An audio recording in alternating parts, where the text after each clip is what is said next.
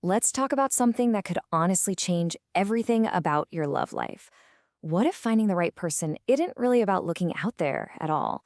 What if it's about finding a sense of peace in here first?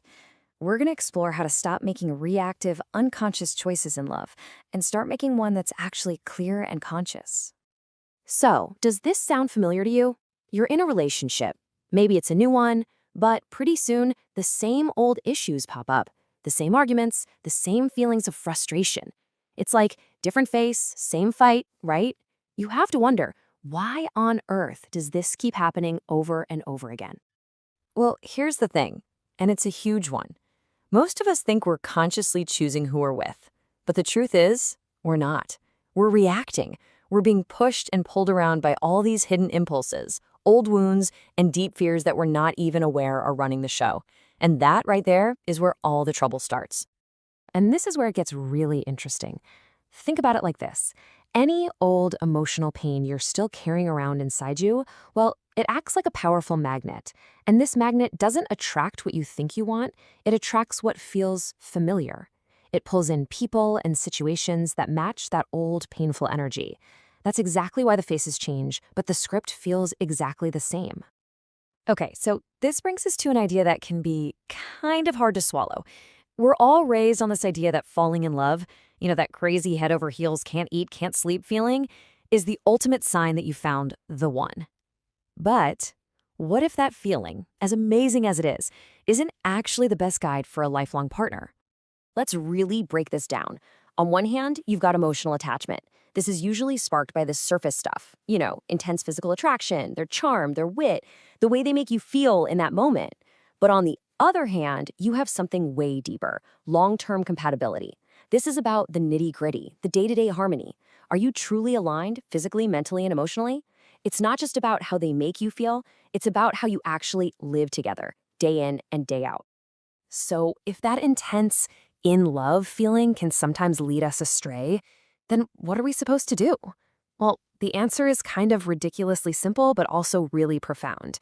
It's about cultivating inner peace, because it is only from that place of quiet, of centeredness, that you can finally see another person with true, unfiltered clarity.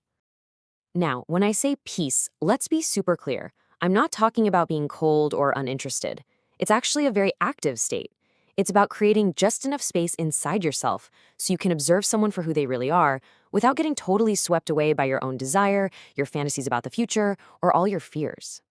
So how do we actually do this? It really all starts with learning how to let go. Seriously, take a breath. First, let go of all that pressure for this new person to be the one. Then, try to release that deep need to be liked, to be picked. Next, let go of trying to control where it's all headed. And finally, stop trying to lock down the future.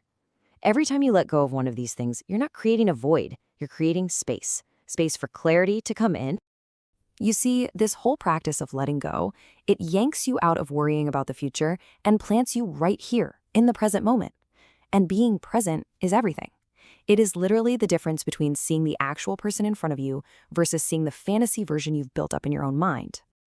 And when you can operate from that place of presence, wow, something incredible starts to happen. The illusions just fall away. You start seeing things as they really are. This clarity lets you be honest, first with yourself and then with them. And it helps you sidestep all that self-deception that can sabotage a relationship from the very beginning. But let's be real. Why is being totally honest so hard? It almost always comes down to fear. We're terrified of losing them if we say what we really think. We're scared of the awkwardness, the discomfort. We get so attached to the idea of who they could be that we ignore who they are right now, just hoping they'll change. So, here it is. If you remember one thing from all of this, let it be this. Clarity has to come before deep attachment, not after.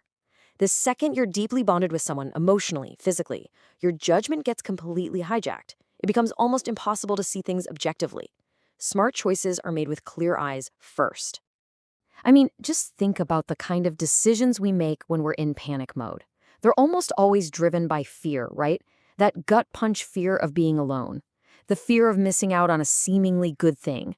Or that nagging little voice that whispers, "This might be your last chance." These fears make us rush, and they completely slam the door on our own wisdom.